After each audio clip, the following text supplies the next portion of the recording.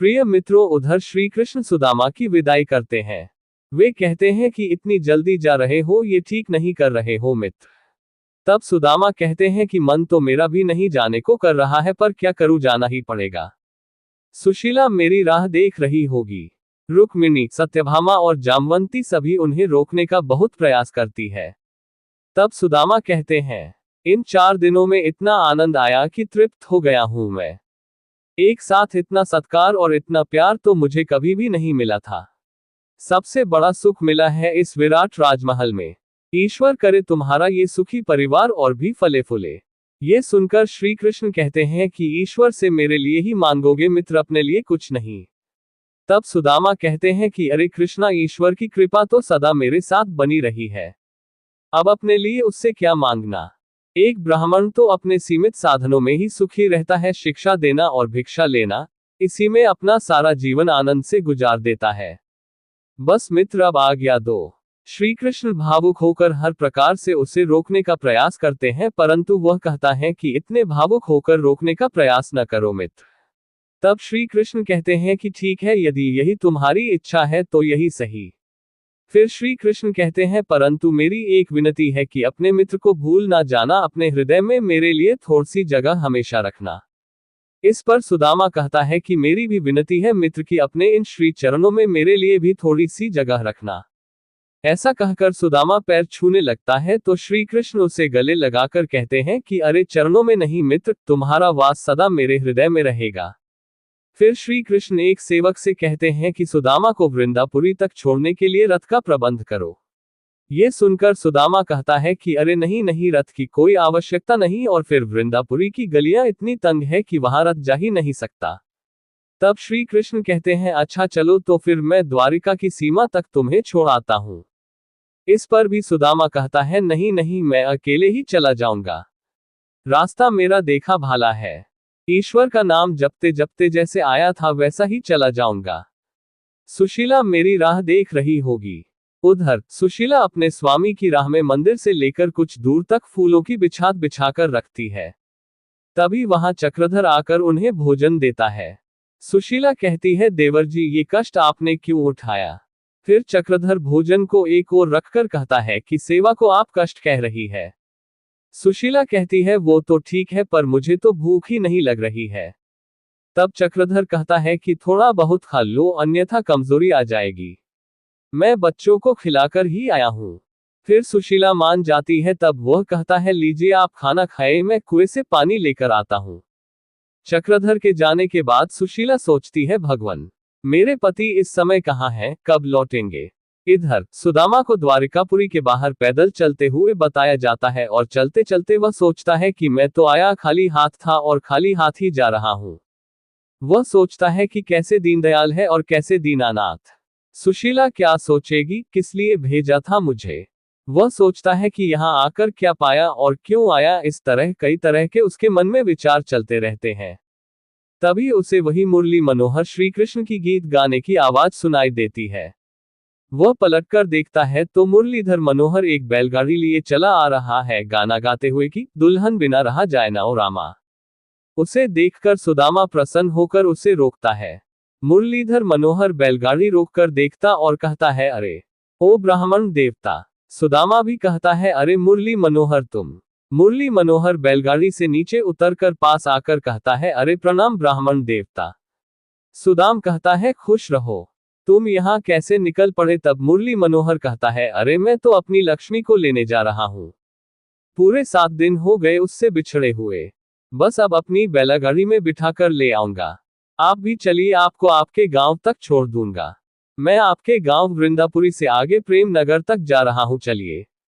ये सुनकर सुदामा प्रसन्न होकर कहता है, अरे वाह। तब मुरलीधर कहता है, चलिए। फिर वह सुदामा के इधर उधर देखकर पूछता है, अरे ब्राह्मण देवता, आपका सामान किधर है। तब सुदामा कहता है, सामान कैसा भाई। तब मुरलीधर कहता है, कमाल है, द्वारिकाधीश ने विदाई के समय आपको कुछ भी भेंट नहीं दिया, आप तो उसे अपना मित्र बता रहे थे। ये सुनकर सुदामा निराश होकर कहता है कि इसी दुविधा में तो पड़ा था। परंतु तब मुरलीधर हंसते हुए कहता है, अरे दुविधा बुविधा छोड़िए और चलिए हमारी बैलगाड़ी में। ये धनवान लोग ऐसे ही होते हैं, अपनी आन बान दिखाने के लिए धन लुटा देंगे, पर वैसे कुछ न पूछिए एक एक पैसा अपने दांतों के तले दबाकर रखते हैं। ये सुनकर सुदामा कहता है, नहीं नहीं मेरे श्री कृष्ण ऐसे नहीं है, वो तो दीनदयाल है। ये सुनकर मुरलीधर कहता है, अरे कहे के दयाल है, दयाल होते तो आपको कुछ दे नहीं दिया होता। तब सुदामा कहता है कि मैंने मांगा जो नहीं था। तब मुरलीधर कहता है कि मांगने से दिया तो क्या दिया, मित्र को तो बिन मांगे ही समझ लेना चाहिए कि मित्र को क्या चाहिए। और फिर धनवान का मित्र एक गरीब हो तो उस बेचारे के मुंह में जुबान थोड़ी ना होती है। ये सुनकर सुदामा कहता है, हाँ तुम ठीक कह रहे हो मुरलीधर। लेकिन ये सुनकर मुरलीधर कहते हैं, लेकिन ये द्वारिकाधीश ने ठीक नहीं किया। अरे उनको कुछ सोचना चाहिए था। आखिर एक ब्राह्मण मनुष्य जन जनार्दन में ज्ञान दान करता है, फिर वह ज्ञान के बदले में धन थोड़ी ले सकता है बेचारा। ये सुनकर सुदामा कहता है कि हाँ तुम्हारी ये बात सच है, परंतु असल में मुझे धन नहीं दिया तो उपकार ही किया है। यदि मुझे धन दे देते तो माया के फंदे में फंसा देते। अच्छा किया कि मेरी मुक्ति का मार्ग बंद नहीं किया। ये सुनकर मुरली मनोहर कहते हैं कि अब ऐसा कहते हो तो ये तो आपकी उदारता है, परंतु सच तो ये है कि संपन्न और धनवान लोगों से गरीब लोगों को मित्रता करनी ही नहीं चाहिए। ये सुनकर सुदामा कहता है कि मैंने कब की मित्रता, उन्होंने नहीं कहा कि हम मित्र हैं। मित्रता की पहल उन्होंने की थी, मैंने तो उन्हें उसी पल समझा दिया था। इस पर मुरली मनोहर कहते हैं कि तब उन्होंने क्या कहा था। इस पर सुदामा कहता है कि कहा था कि मैंने मित्र कहा है ना, सो मित्रता का उत्तरदायित्व निभाना मेरा ही काम होगा। कभी आवश्यकता आन पड़ी तो इस मित्रता को मैं ही निभाऊंगा। मैं वचन देता हूं कि तुम्हारी मित्रता की परीक्षा कभी नहीं लूंगा। अब बोलो मुझे अपना मित्र बनाओगे कि नहीं। इस पर मुरली मनोहर कहते हैं, छी छी छी छी, ये निभाई मित्रता, ऐसी मित्रता निभाई जाती है। ये सुनकर सुदामा कहता है, अरे अब जाने भी दो। ये सुनकर मनोहर कहता है, अरे क्या जाने दो, अरे ब्राह्मण देवता आप ही अपने हृदय पर हाथ रखकर कहें कि जो उन्होंने किया वह ठीक किया। तब सुदामा कहता है कि ठीक तो नहीं किया, परंतु मैं उसमें उनका कोई दोष नहीं समझता। यदि मैं मांगता और वे ना दे देते तब तो मैं उन्हें दोषी भी समझता, परंतु मैंने तो उनसे मांगा ही नहीं था। ये सुनकर मुरली मनोहर कहते हैं कि आप क्यों अपने मित्र के विरुद्ध के संबंध में बातें सुनने लगे। चलिए छोड़िए, जाने दीजिए, चलिए हमारी बैलगाड़ी में। ये देखकर रुक्मिणी कहती है कि वाह प्रभु वाह, अब समझ में आई आपकी बात। मित्र पैदल यात्रा नहीं करे इसलिए आप बैलगाड़ी लेकर पहुंच गए। फिर मुरली मनोहर अपनी दुल्हनिया की याद में विरह गीत गाते हुए निकल पड़ते हैं। बैलगाड़ी में सुदामा को नींद आ जाती है। तब रात्रि में मुरली मनोहर सुदामा को जागकर कहते हैं, अरे देखिए, उठिए विप्रवर आपका गांव आ गया। सुदामा आंख खोलता है तो वे कहते हैं, हाँ हाँ उठिए उठिए। सुदामा कहता है, अरे बड़ी जल्दी गांव आ गया। तब मुरलीधर कहते हैं, अरे ये तो मेरे हीरा मोती का कमाल है, रात भर हवा से बातें करते रहे हैं विप्रवर। फिर सुदामा बैलगाड़ी से उतर जाते हैं तो मुरलीधर कहते हैं कि अच्छा विप्रवर अब मुझे आज्ञा दीजिए। तब सुदामा कहते हैं, अरे भाई घर चलो, रात यहीं रुकना और प्रातः चले जाना। ये सुनकर मुरलीधर कहते हैं कि अरे आप कैसी बातें कर रहे हो, अब तो मैं अपनी लक्ष्मी देवी से मिलने के लिए एक रात भी नहीं रुक सकता। ये कहकर मुरली मनोहर रूपी श्री कृष्ण वहां से चले जाते हैं। फिर सुदामा चलते हुए गांव के बाहर के उसी श्री कृष्ण मंदिर के पास चला जाता है। रात में वह देखता है कि मार्ग में ये फूल किसने बिछा रखे हैं। मंदिर में उनकी पत्नी सुशीला द्वार पर सिर टिकाए सोई रहती है। फिर वह सोचता है कि जाने किसने रास्ते में फूल बिछा दिए। उसे कुछ समझ में नहीं आता। फिर वह मंदिर में जाकर नमन करता है। पास में ही सुशीला सोई रहती है। नमन करने के बाद वह श्री कृष्ण की मूर्ति से कहता है, प्रभु द्वारिका जाते समय मैंने अपने बीवी बच्चे आप ही की शरण में दिए थे। वो सब कुशल तो है ना प्रभु, मेरी सुशीला अच्छी तो है ना भगवान। ये सुनकर सुशीला की नींद खुल जाती है। वह अपने पति सुदामा को देखकर प्रसन्न हो जाती है और कहती है, स्वामी सुदामा। ये सुनकर सुशीला की ओर देखने लगता है। तब सुशीला फिर से कहती है, स्वामी आप आ गए स्वामी। ये कहती हुए सुशीला उनके पैर छूने लगती है तो सुदामा उठकर खड़ा होकर कहता है, अरे ये आप क्या कर रही हैं देवी, कौन है आप। फिर सुशीला भी खड़ी होकर कहती है, स्वामी आपने मुझे नहीं पहचाना, अपनी दासी को। ये सुनकर सुदामा सुशीला को ऊपर से नीचे तक देखता है, जो सुंदर मुख और सुंदर राजसी वस्त्रों में रहती है। फिर वह कहता है, मेरी दासी आपको अवश्य कोई धोखा हुआ है देवी। ये सुनकर सुशीला कहती है कि धोखा मुझे नहीं, आपको हुआ है, मैं आपकी पत्नी सुशीला हूँ। ये सुनकर सुदामा आश्चर्य से कहता है, सुशीला, ये कैसे हो सकता है देवी? तब सुशीला कहती है, स्वामी भ्रम ना कीजिए, मैं ही आपकी पत्नी सुशीला हूँ। परंतु सुदामा को विश्वास नहीं होता है और वह कहता है कि मेरी सुशीला ऐसी नहीं हो सकती। तभी वहां पर भोजन लेकर चक्रधर आ जाता है और वह सुदामा को गले लगाकर कहता है, सुदामा, सुदामा तुम आ गए मेरे मित्र। मैं कितने दिनों से तुम्हारी राह देख रहा था और ये सुशीला भाभी भी कब से तुम्हारे लिए परेशान थी। ये सुनकर सुदामा कहता है, सुशीला भाभी। ये सुनकर सुशीला कहती है, देखिए ना देवर जी, ये मुझे पहचान ही नहीं रहे हैं। फिर चक्रधर कहता है कि अरे ये सुशीला भाभी ही है, तुम्हारी धर्मपत्नी। सुदामा फिर से सुशीला को देखता है, जो राजसी वस्त्रों में आभूषण धारण किए चंद्रमुख जैसी नजर आती है। फिर चक्रधर हंसते हुए कहता है, तुम्हें विश्वास नहीं होता ना? ये तो सब माता लक्ष्मी का चमत्कार है, उन्होंने स्वयं प्रकट होकर भाभी को चिरयौवना का वरदान दिया है। ये सुनकर सुदामा कहता है कि ये तो सचमुच चमत्कार हो गया। तब चक्रधर कहता है, अरे तुम्हारे जाने के बाद यहाँ कैसे कैसे चमत्कार हुए हैं, पूछो मत। ये सुनकर सुदामा आश्चर्य से कहते हैं, अच्छा। इस पर चक्रधर कहता है, और नहीं तो क्या, सबसे पहले यहाँ विश्वकर्मा पधारे श्री कृष्ण ने उन्हें तुम्हारे घर को राजमहल में बदलने के लिए भेजा था। ये सुनकर सुदामा आश्चर्य से कहता है, श्री कृष्ण ने? तब चक्रधर कहता है, हाँ, पर भाभी जी ने आज्ञा नहीं दी, कहा कि मेरे स्वामी ने इस बस्ती के घर घर जाकर भिक्षा ली है। बड़े उपकार है उन सबके, इसलिए उन सबके घर टूटे फूटे रहे और केवल अपना घर राजमहल बने, ये इन्हें स्वीकार नहीं है। ये सुनकर सुदामा कहता है, वाह सुशीला वाह। आगे चक्रधर कहता है कि तब श्री कृष्ण ने क्या किया पता है? उन्होंने देवशिल्पी विश्वकर्मा को वंदापुरी के हर घर को राजमहल में बदलने की आज्ञा दी। ये सुनकर सुदामा हैरान रह जाता है। तब चक्रधर कहता है, उधर देखो, उधर बस्ती की ओर। सुदामा उधर देखने लगता है। तब चक्रधर कहता है, हर घर राजमहल में बदल गया है। ये देख और सुनकर सुदामा कहता है, हर घर राजमहल बन गया। तब चक्रधर कहता है, हाँ हाँ, और वो तुम्हारा घर?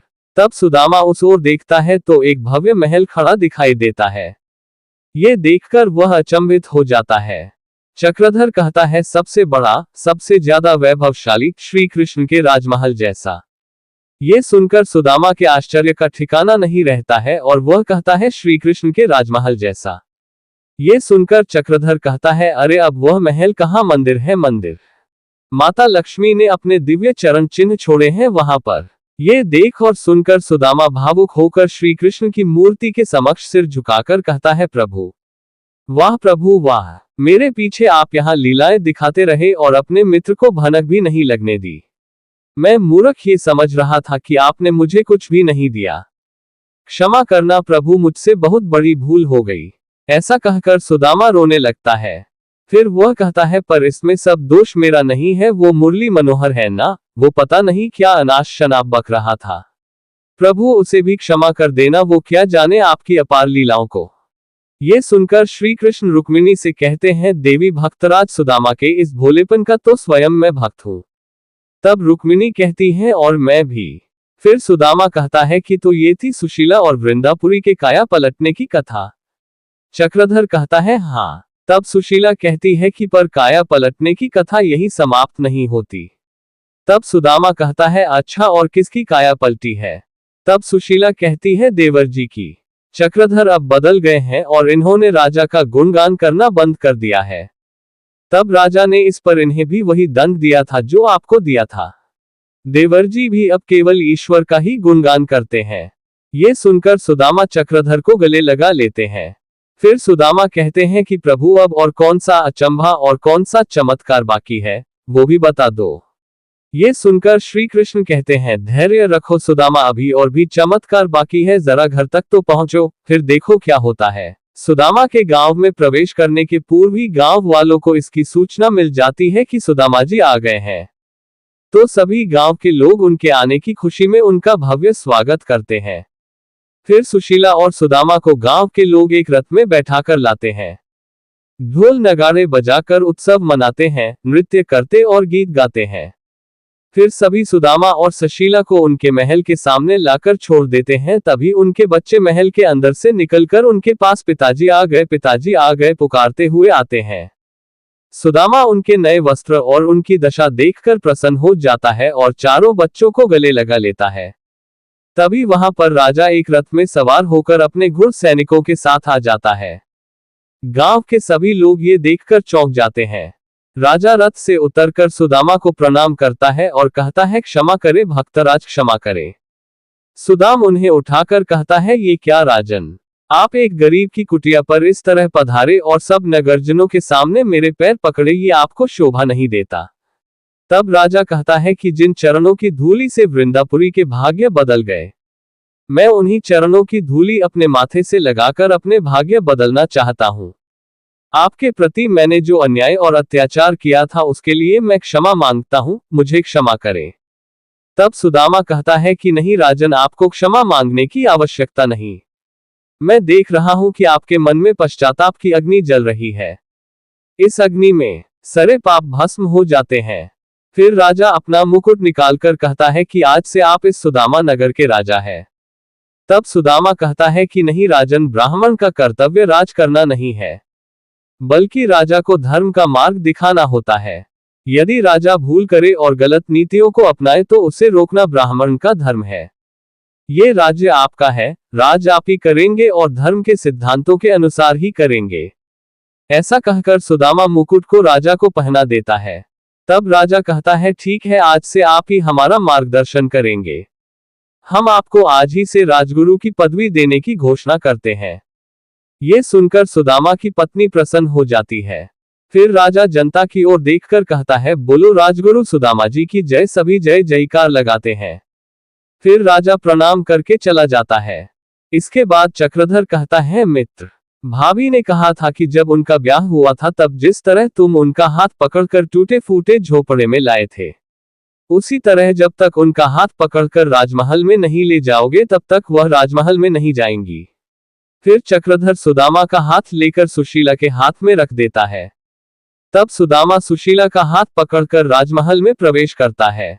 उसके साथ उसके पीछे उसके बच्चे और चक्रधर भी प्रवेश करते हैं। फिर बाद में सुदामा और उनकी पत्नी सुशीला दोनों श्री कृष्ण और रुक्मिणी की मूर्ति के समक्ष नमन करके कहता है, हे मेरे संकट मोचन, मुझे दर्शन चाहिए था तो मुझे दर्शन मिला। सुशीला को धन चाहिए थे सो उसे धन मिला। मेरी आपसे सिर्फ एक विनती है कि मेरे इस वैरागी मन को धन दौलत के लालच से बचाए रखना, मोह माया के जाल से हमेशा बचाकर रखना। फिर सुदामा रोते हुए कहता है कि मेरी आपसे केवल एक ही विनती है, अपने भक्त की अंतिम विनती को स्वीकार करना। प्रभु सुन रहे हैं ना? मेरी विनती को हाँ कह दीजिए। तभी वहां श्री कृष्ण चतुर्भुज रूप में प्रकट होकर दोनों को दर्शन देते हैं और कहते हैं, सुदामा, मैं तुम्हें आशीर्वाद देता हूं कि जीवन में तुम कभी भी माया के दास नहीं बनोगे, बल्कि हमेशा माया तुम्हारी दासी बनकर रहेगी, तुम्हारी और तुम्हारे परिवार की सेवा करेगी। ये देख और सुनकर सुदामा और सुशीला धन्य हो जाते हैं। आज बस इतना ही, फिर मिलेंगे एक नई वीडियो में। जय श्री कृष्ण, राधे राधे।